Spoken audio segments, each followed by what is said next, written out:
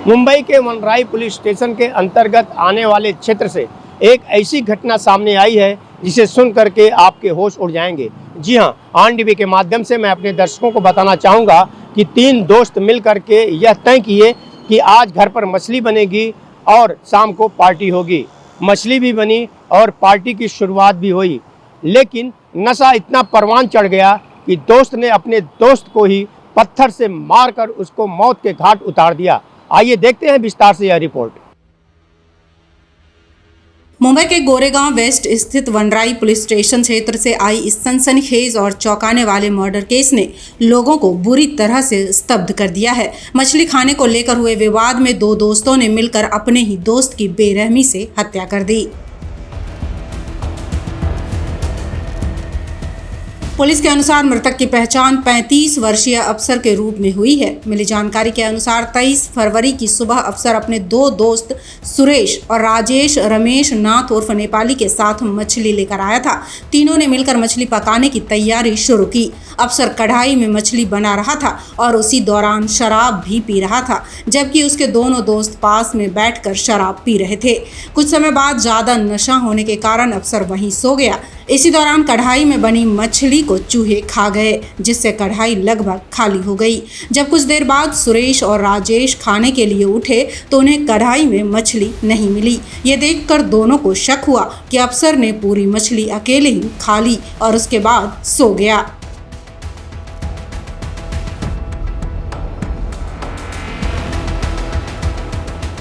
इस शक ने धीरे धीरे गुस्से का रूप ले लिया और दोनों आरोपियों ने अफसर पर हमला कर दिया। पुलिस के अनुसार पहले उन्होंने लात घूंसों से उसे बेरहमी से पीटा। इसके बाद पास में पड़े एक भारी पत्थर से उसका सिर कुचल दिया। गंभीर चोट लगने के कारण अफसर की मौके पर ही मौत हो गई। हत्या की वारदात को अंजाम देने के बाद दोनों आरोपी वहां से फरार हो गए और मुंबई छोड़कर हरियाणा भाग गए।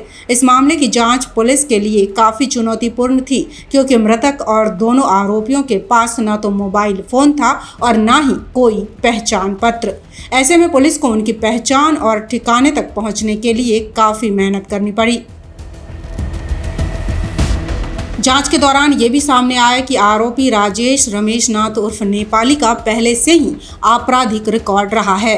उसके खिलाफ दादर समेत कई इलाकों में हत्या और उगाही जैसे गंभीर मामले दर्ज हैं। इतना ही नहीं, सिर्फ मछली की वजह से ही नहीं, बल्कि पहले से भी इनके बीच कचरा बेचकर मिलने वाले पैसों को लेकर भी मनमुटाव चल रहा था। इन्वेस्टिगेशन करते हुए पता चला कि ये जो जिसकी डेथ हुई थी वो कचरा बेचता था। और वहाँ आजू बाजू में उसके जो दोस्त थे, उस वारदात के बाद वो दोस्त भी वहाँ से गायब हैं।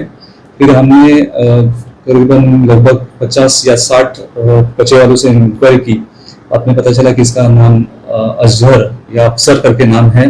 और वो जो दोस्त हैं उनका वो इन्वेस्टिगेशन में पता चला कि वो एक हरियाणा में कैथल जिला में वो भाग गया है और हमारी टीम वहाँ गई और वहाँ से उन्होंने हमें फिर ताबे में लेके उसको अरेस्ट कर दिया है। और दूसरा जो आरोपी है वो राजेश नेपाली, जो नेपाल से है, तो उसको हमने दिल्ली से अरेस्ट कर दिया है।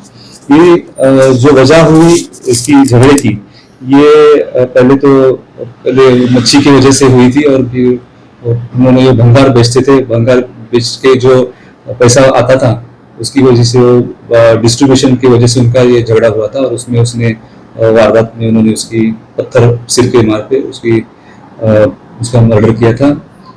इन्वेस्टिगेशन में उनको हमने दोनों को अरेस्ट कर दिया है। उनका अभी 15 तारीख को उनका पीसी कस्टडी है और फिर आगे की जांच चल रही है। ये पूरी घटना एक बार फिर ये सोचने पर मजबूर कर देती है कि नशा, शक और गुस्सा मिलकर किस तरह मामूली विवाद को भी खून खराबों में बदल सकते हैं। एक कढ़ाई में बनी मछली जिसे चूहे खा गए, लेकिन उसी शक ने एक इंसान की जिंदगी छीन ली।